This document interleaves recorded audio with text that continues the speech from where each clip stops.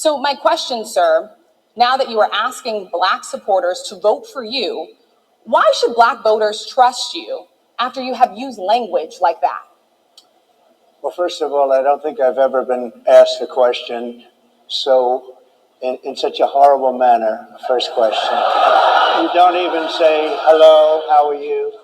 Are you with ABC? Because I think they're a fake news network, a terrible network.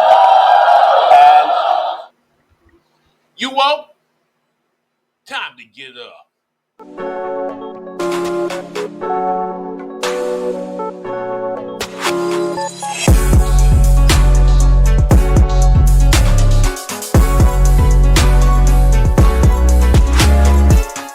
Hello and welcome to Thought You Were Woke No Speed Limit Podcast. I'm your host, Alvin. I hope you guys are having a terrific day. I just want to have one major thing to say. Donald Trump took a week to just continuously put his foot in his mouth. I want you guys to watch this clip. Say something. I don't know, we have a lot of Catholics in here. Probably not too many. How many Catholics do we have? Whoa, it's a lot. I don't know how a Catholic can vote for the Democrats because they're after the Catholics. Almost as much as they're after me. I would say I top you, I'm proud to admit. But they're really after the Catholics. And, you know, I met today with Bibi Netanyahu, and I will tell you, I asked him a question, and he said he's getting asked that question a lot. I said, how can a Jewish person or a person that loves Israel vote, think of this, vote for these parties? I mean, how can they vote Democrat? How can they vote for these horrible people that want to destroy? But I asked them, how do they vote for Democrats? Everything is negative. Everything. They want to stay in the way. They don't want to have victory. They want to stop you from having victory. They want to put you in jail. They want to persecute you. How does a Jewish person vote for a Democrat? And traditionally they have. And we came to the conclusion it's mostly habit. Because they have for 50 years. I mean, they have. That's what they've done. But how does a Jewish person vote for a Democrat? How does a Catholic person vote for a Democrat? With what they're doing to Catholics, I just don't get it. Somebody doesn't like Catholics in that administration, and I don't even know who it is. I don't think it's Biden because I don't think he has any idea what the hell he's doing. You would have to be a complete idiot to believe anything that man just said. Because, first of all, he talked to Netanyahu about Jews voting Democrat in the United States. And did not Biden give a $20 billion package for weapons to Israel to fight Hamas? I mean, he did. You know, despite how I feel about it, he gave them the weapons to fight in the war. He just wants a ceasefire so we can help the civilians and the Palestinian civilians. But not Trump. Trump just wants to crush everybody. Then he asked Netanyahu, the president of Israel, why Jews in America are voting Democrat. He's asking the dumbest question. He didn't know why. He doesn't. Of course he doesn't know why. He's not American. So why would he know that question? Then he said something about Catholic. Hey, fool, guess what? Guess what? Biden's Catholic. Yeah. Other than this being a slightly racist rant about Jews in America not voting for Republicans, which is not true either because there are Jews that vote Republican, this rant made no sense whatsoever. It was just enough to get the crowd going. By the way, he's at Turning Point. Turning Point is a Christian organization, conservative Christian organization, whatever you want to call it, one of those evangelical movement type deals. So, they love Israel. They love the Jews because in the Bible, the Jews are the people of God, so they can't do anything. Don't mess with Israel. So if Israel wants to just placate and absolutely destroy people that are opposed to them, that's fine because that's what God wants. Yeah, according to these guys. By the way, I got another clip. And by the way, Christians have to vote. I don't want to scold you, but you know that Christians do not vote proportionately. They don't vote like they should. They're not big voters. You know who else aren't voters? The NRA endorsed me very powerfully. Strongest endorsement they can give. National Rifle Association. People that own guns and rifles are not big voters. They have to vote. If you don't vote, we're not going to win the election. If you do vote, we're going to win in a landslide. Too big to rig. We're going to win in a landslide. But Christians, you know, you'll go to church every Sunday, and Pastor Paula White and all of the people, I understand, they're doing lock boxes in churches where people don't even have to go to vote. They can now vote in church. And if you do that, we're going to win by numbers that nobody's ever seen before. You know, you have tremendous power, but you just don't know that. But you have to use that power. Christians are a group that's known not to vote very much. You have to go out, at least this election. Just give us and get us into that beautiful White House. Vote for your congressmen and women. Vote for your senators. We will change this country for the better. This country will be great again like never before. You got to vote. There's a couple of things here I need to talk about. One thing he said that Paula White and I think, the other guy that's in the video said something about they got lock boxes in their church, and so now we're going to win because they can't cheat or something like that. Lock boxes in their church.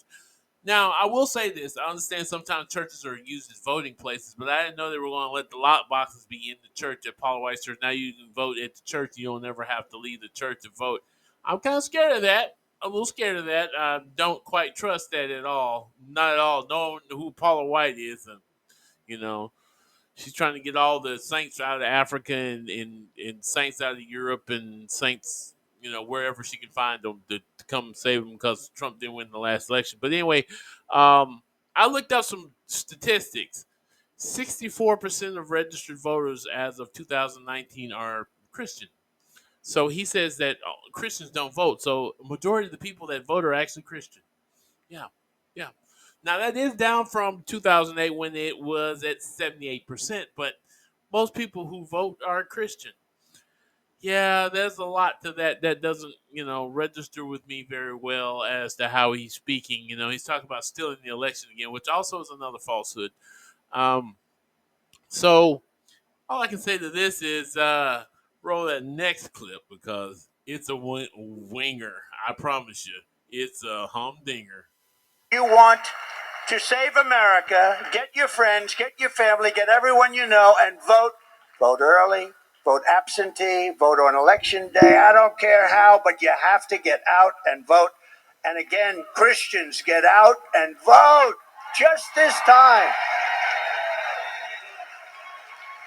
You won't have to do it anymore. 4 more years, you know what?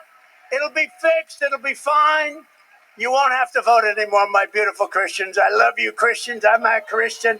I love you. Get out. You got to get out and vote. In 4 years, you don't have to vote again. We'll have it fixed so good you're not going to have to vote. Did I just hear this fool say he's going to fix it so good that we don't have to vote again? What system do you live in where you don't have to vote again in 4 years? Actually, we got to vote again in 2. What do you mean don't vote again? You're going to fix it so good we ain't going to vote again. You don't have to vote in 4 years. You won't have to vote. What? What kind of mess is that? What does he mean by that? That is so foolish. And then he was saying he was Christian while he was shaking his head no. Did anybody pay that attention? He said, I'm a Christian. I'm a Christian. No, he apparently he's not. But anyway, I'll leave that part alone. I won't judge him on whether he's a Christian or not. No, I won't do that. But he's saying, I'm a Christian. I'm a Christian. I'm just saying. And then on top of that, he's talking about he's going to fix it so good we don't have to. Is he talking about nuking everybody? I've known her a long time indirectly, not directly very much. And she was always of Indian heritage, and she was only promoting Indian heritage. I didn't know she was black until a number of years ago when she happened to turn black, and now she wants to be known as black. So I don't know, is she Indian or is she black? She has always identified as a black woman. She went to a historically black college. I respect either one, but she obviously doesn't, because she was Indian all the way, and then all of a sudden she made a turn, and she became a black person. Just to be clear, sir, do you believe that I think somebody should look into that too when you ask continue in a very hostile, nasty. If that ain't a hop to a moment I ever heard in my life, let me tell you something right now. Now you don't got all. Praise Jesus right now. Let me tell you about Kamala Harris. That the parts that I know. I know she's an AKA. That means that she pledged to a black fraternity. That was years ago because she graduated from Howard University in 1989. Yes, she went to law school as well. She went to an HBCU. Know what an HBCU is for you folks that don't understand what the HBCU means? That's a historically black college and university. And yes, Kamala Harris is a black woman who happens to have an Indian mother. Right. So she said this on numerous occasions, but certainly also she's always identified as a Indian as far as I know. So then here you go, King Mr. whatever you want to call him, being racist, ultimate slap in the face. He's just destroying his own campaign while he's sitting there. Meanwhile, somebody over across town called J.D. Vance is trying to protect him. Ain't nothing you can do there to protect that. That was bad. I'm going to defend my girl right here, Kamala Harris, against stupidity like that. Of course, she came back on him and she said her thing, too. This afternoon,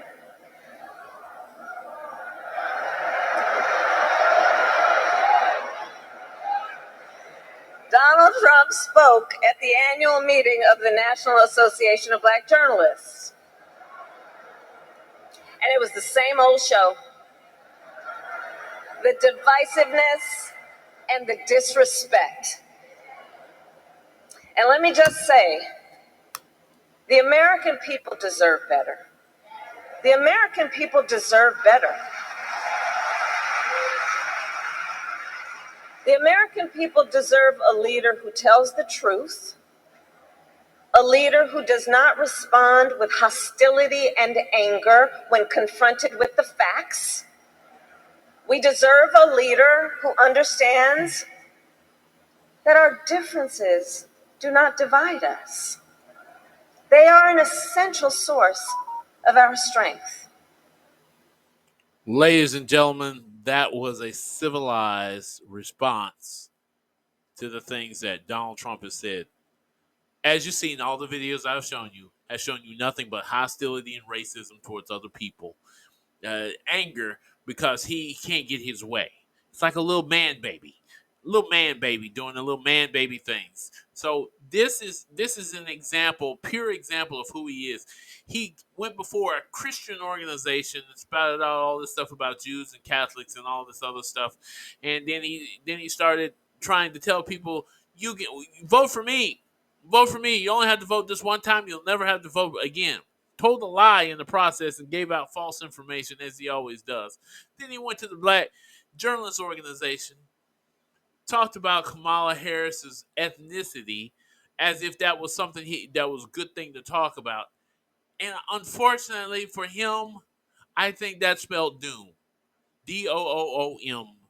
And I mean that not in the worst way, but in the best way possible. That means when he goes to the ballot box and people vote for him, it's over with. He's done, as far as I'm concerned. How can you vote for somebody that's divisive and racist like that? How can you do something like that? How could you even open your mouth to say, I'm voting for Donald Trump? I just got a question. I don't know. I know a lot of my conservative friends that say they're voting for Donald Trump, but at the same time, they're like, God, I wish we had somebody else. And I wish you did too. Anyway, I'm all out of time. Just remember to like, share, and subscribe, and y'all have a wonderful day. You have been listening to Thought You Were Woke, No Speed Limit Podcast.